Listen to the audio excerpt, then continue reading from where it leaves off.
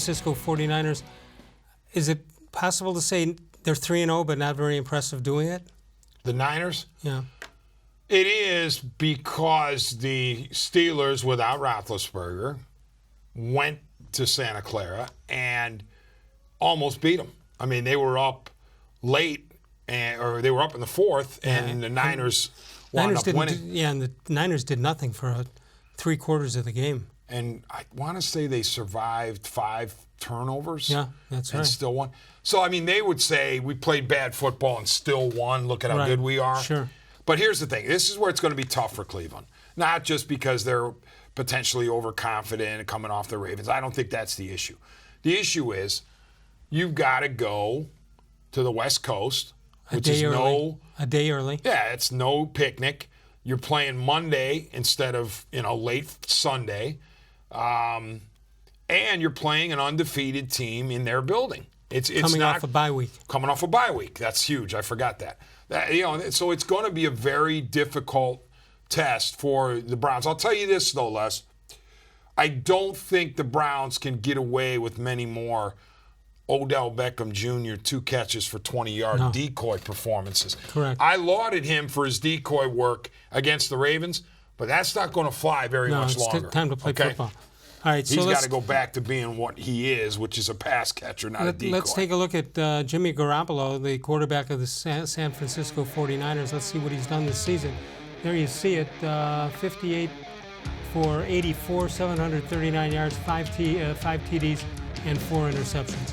And by the way, I'm beginning to think there's got to be a different way to rate or calculate interceptions. Baker-Mayfield threw an interception the other day. It clearly was not his fault, yet he's the one who gets tagged with it. I agree. And I think there are places, there's so many websites now, so many analytics that I'm sure somewhere out there's adjusted interception percentage, or you factor in a receiver making a mistake. Or Hail Mary at the end of the half. Sure. And that's why I look at it on a case-by-case basis. And in my opinion, in my mind, the way I saw the game Sunday, Baker-Mayfield did not throw a pick. Well, that's how I feel exactly. All right, they've got a good tight end in George-Kittle. Let's take a look at what he has done.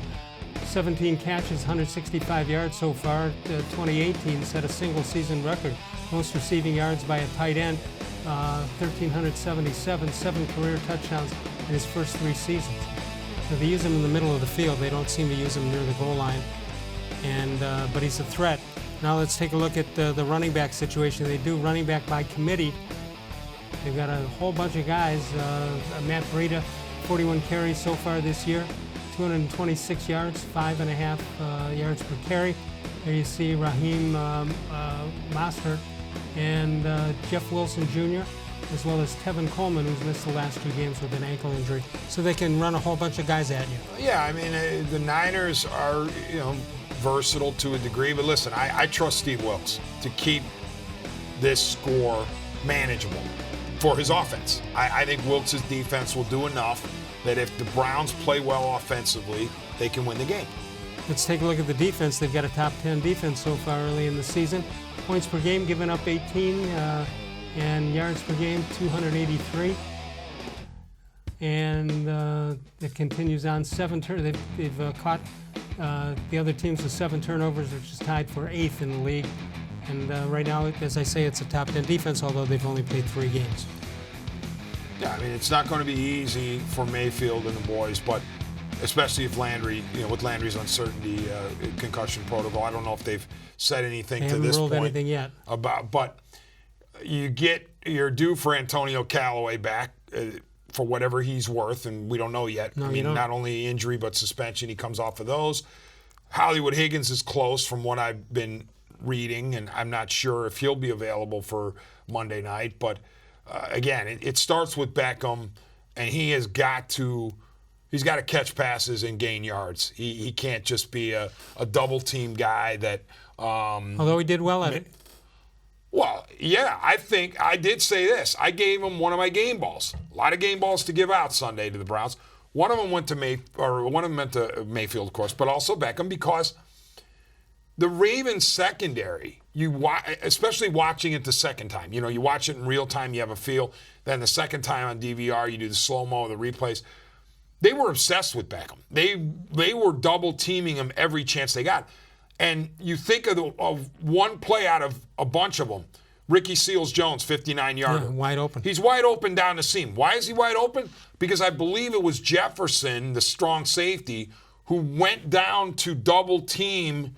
He went to double team Beckham on the right short pass route, and he ran right past, and Seals-Jones ran right past him, wide open. All right, so if you're Baltimore, you're thrilled at how well you handled Beckham.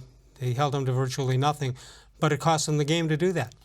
I think that's part of it. I do. I think the field opened up because they were so obsessed with Odell. It's not the only reason.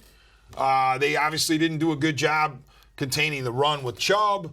They didn't do enough against Mayfield. He was only sacked once.